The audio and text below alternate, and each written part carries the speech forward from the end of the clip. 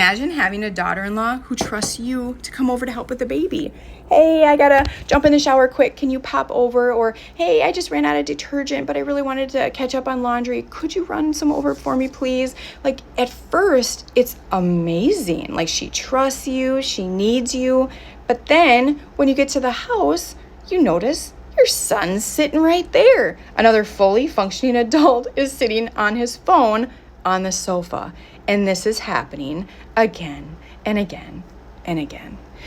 So this is Christine's story, and she is reaching out because she's fizzling fast, you guys. Like, she is actually fantasizing about running away. So let me read you her letter, and then I am going to talk about a few things in this video just because I want to talk a little bit about, like, the son. Like, he's just sitting there and the daughter-in-law is calling her rather than calling on her husband. I also want to talk about, okay, so what's the deal here? Why are we not setting a boundary? Why are we fantasizing about running away instead? Like, what could be the hiccup there?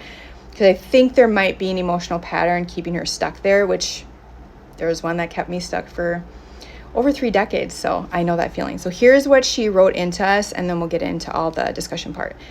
I became a grandma for the first time a year ago. I was thrilled, but ever since this baby was born, my daughter-in-law started calling me constantly at all hours, asking if I could help her. She needs to take a shower, she needs this, she needs that, even though my son is home.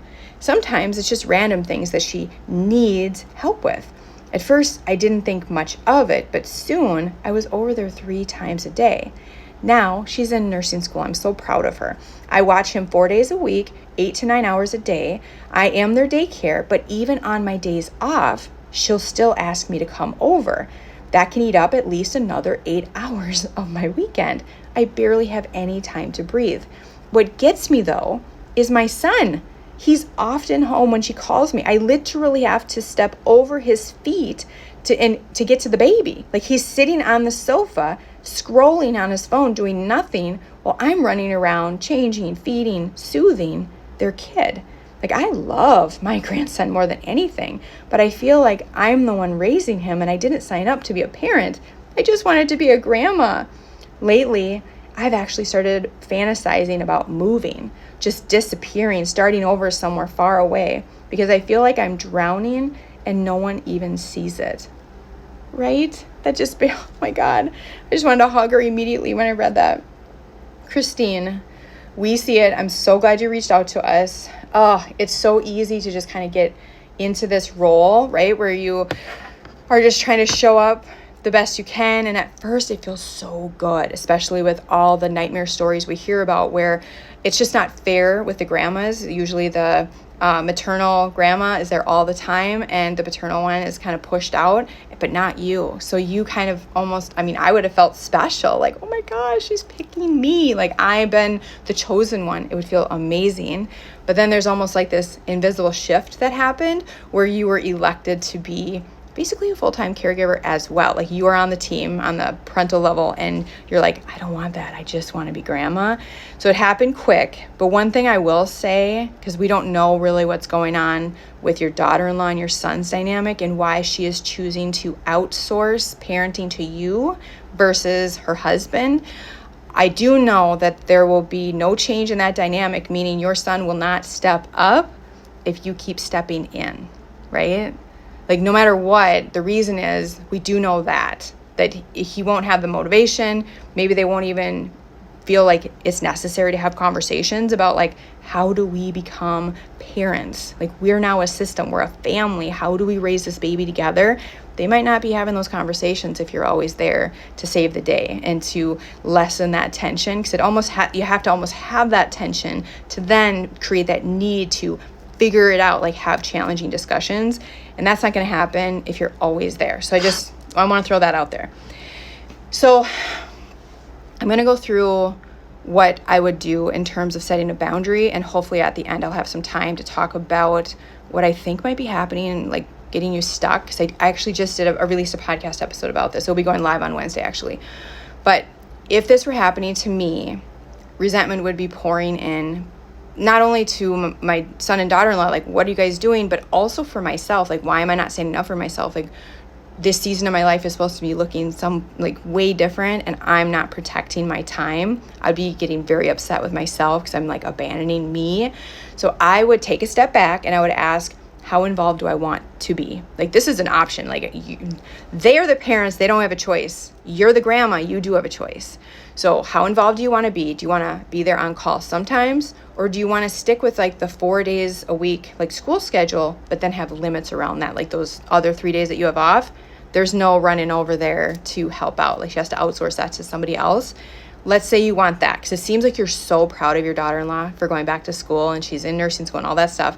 Let's say you want to protect that and you want to stick with the 4 days a week, 8 to 9 hours a day, but on those 3 days that you have off, you want those off. You don't want to keep going over there when your son's sitting on the couch, and she can very well direct the parenting help to him. I would go to my daughter-in-law using a secure the bond script, and I would say, Ashley, I see everything you're doing. I just want you to know you're such an amazing mommy. You've just fully stepped into this role. You're going to school, you're managing your house, you're doing so much. And I just want you to know, on top of all that, you still make me feel included. You make me feel like you trust me. You help me be involved with Samuel's life in so many ways. And I just want you to know I appreciate that.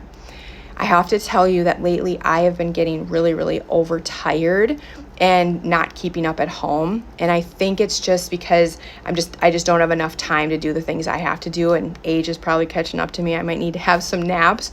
So going forward, starting next week, I'm going to stick with the 4 days when you're at school, but then the 3 days when you have off from school, I'm going to reserve those for myself, just so that I can rest up, make sure I'm all perfect and my best version of me to show up to take care of Samuel and just be there for you, because I just love supporting you and all the things you're doing with your life. So if you guys don't know what the secure the bond style is, it's just a different way of communicating your boundary. It feels so much better for us people pleasers to say it that way, because you're starting off the conversation making them feel really good. It's all truthful stuff. You're making them feel really good. You're disarming their defense system. You're stating the limit, but you're saying it in a way this is how it will benefit you. I'm going to be rested so I can be better for you when you need me, right?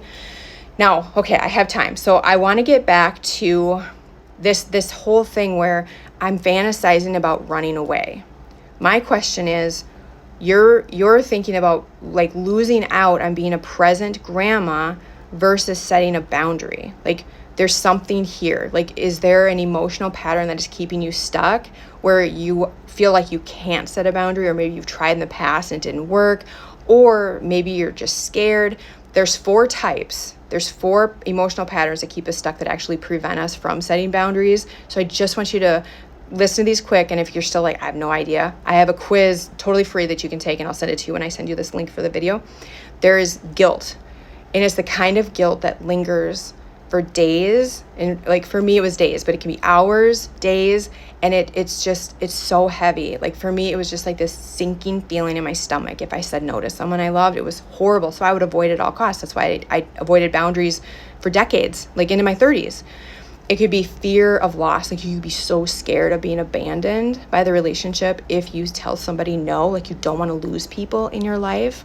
It could be reversal or collapse, that moment that they push back, you're just okay, never mind, boundary, what? I don't need anything. So it's why set the boundary and go through that in the first place? Because the moment they have pushback, you're gonna backtrack anyway. It could also be confusion. You may have been raised in a home where you were trained to put everyone else's needs first, so you have no idea what's appropriate, where it is appropriate to draw the line, just total confusion. And you don't know, you've never been taught how to tune in and ask yourself, what do I need? So there's 4 types, and I really want you to know which type, so then you can grab a tool to help yourself push through that. And that's actually attached totally free again at the end of the quiz. So we'll give you all that stuff. But just in case you're like this grandma and you're yeah, that sounds like me, I would think about running away versus setting a boundary too. You have to ask yourself why. Why is that? And let's get to the root of it. Going back to your son, that is very confusing, but they do need to figure that out. They are a family unit now. And if this were happening to me, I know I need to step back so that they can step in together and form their unit fully. So just my thoughts. I'm going to run out of time. What do you guys think?